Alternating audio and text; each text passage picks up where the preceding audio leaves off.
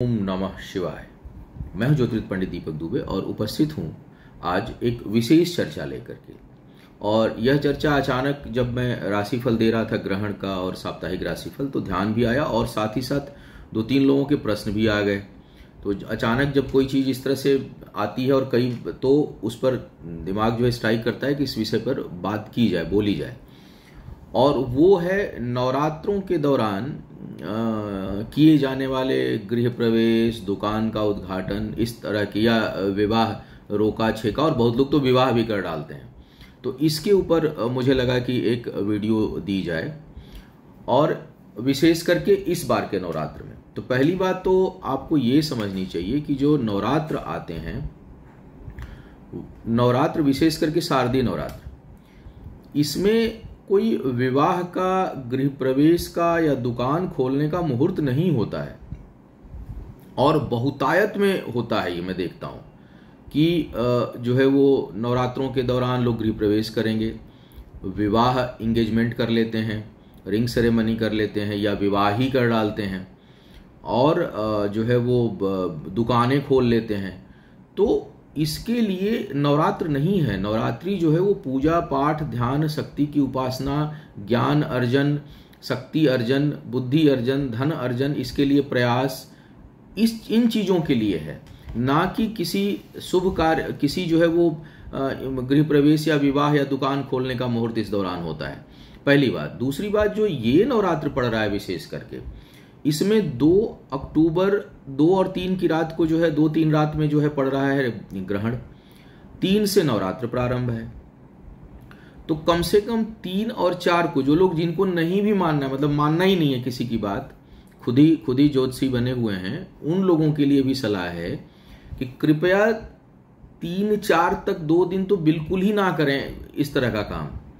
और विशेष करके मैं जैसे कुछ राशियां बता रहा हूं, जैसे मान लीजिए मिथुन वाले हैं, मिथुन वालों को गृह प्रवेश या जमीन जायदाद खरीदने संबंधी कोई काम बिल्कुल नहीं करना चाहिए इस दौरान। नवरात्र के में तो होता ही नहीं है मुहूर्त, क्योंकि देव भी शयन रहता है इस दौरान, सूर्य अभी ग्रहण योग में रहेंगे, उसके बाद नीच राशि के हो जाएंगे, तो मुहूर्त नहीं बन रहा है। लेकिन अगर करना ही हो तो भैया कम से कम 3 और 4 तारीख तो अवॉइड कर ही देना, अन्यथा हानि का योग बनेगा मिथुन वालों के लिए। सिंह वालों के लिए कार्य, व्यापार, धन संबंधी कोई कार्य, निवेश संबंधी कोई कार्य आपके लिए भी बहुत हानिकारक है। तो कृपया इस तरह के किसी भी काम से दूर रहें, अन्यथा बाद में ये ना कहें कि हमने तो बड़ा सही समय पे चीज शुरू की थी और वो खराब हो रही है।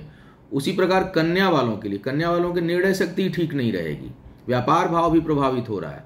तो कुल मिलाकर आपके लिए भी आपको चाहिए कि आप किसी शुभ और महत्वपूर्ण कार्य से दूर रहें। शुभ का मतलब पूजा पाठ में नहीं कह रहा हूं, मैं भौतिक जीवन से संबंधित चीजों की बात कर रहा हूं। जमीन जायदाद खरीदना, विवाह शादी इत्यादि खरीदना करना।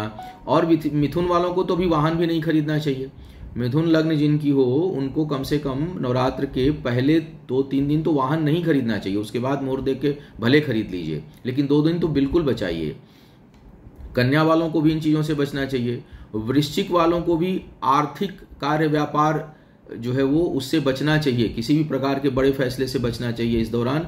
और कोई भी चीज जहां जो व्यापार से संबंधित हो, शुभता से संबंधित हो, निवेश से संबंधित हो, उससे आपको बचने की सलाह दी जाती है। मैं स्पेशली इस वीडियो को बनाया कि भैया नवरात्रि में इस तरह के काम ना करें। वही हाल धनु वालों का है। धनु वालों को लिए भी कोई कार्य, व्यापार इस दौरान नहीं शुरू करना चाहिए। कोई ज्वाइनिंग भी अगर बच सके तो 3-4 तक ज्वाइन करने से बचिए। कोई नई जॉब हो तो 5-6 के बाद सोच लीजिए, लेकिन कम से कम 3-4 तो अवॉइड ही करिए। उसी प्रकार मकर वाले हैं, मकर वालों को भी किसी भी प्रकार का व्यावसायिक गतिविधि अभी रोकना चाहिए। नए निवेश से बचें, भाग्य भरोसे कोई काम हो तो उससे बचें, क्योंकि नुकसान तुरंत नहीं भी होगा तो आने वाले टाइम में वो चीज आपके भाग्य की वृद्धि करने वाली नहीं होगी, बल्कि हानि पहुंचाने वाली होगी। तो आपको इससे बचने की सलाह दी जाती है। कुंभ वालों को भी बहुत ध्यान रखना चाहिए कार्य, व्यापार में और नई चीजों की खरीद फरोख्त में, क्योंकि यह चीज आपको परेशान कर सकती है और शुभता नहीं देगी।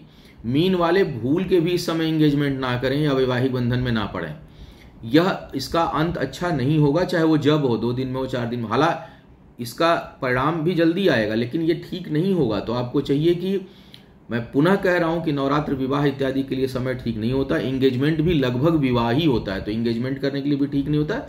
बातचीत करना चाह रहे हैं तो कर लीजिए, लेकिन कहीं कोई चीज फिक्स डिटरमाइंड मत होइए, कोई नया व्यापार मत करिए, साझेदारी मत करिए। तो मीन वालों को भी विशेष सावधानी रखनी चाहिए। तो मुझे लगा कि मैं ये एक्सक्लूसिव वीडियो दे दूं कि भैया नवरात्र में तो पहले मुहूर्त होता ही नहीं है, तो संभव हो तो 15 नवंबर तक 16 नवंबर तक बचाइए।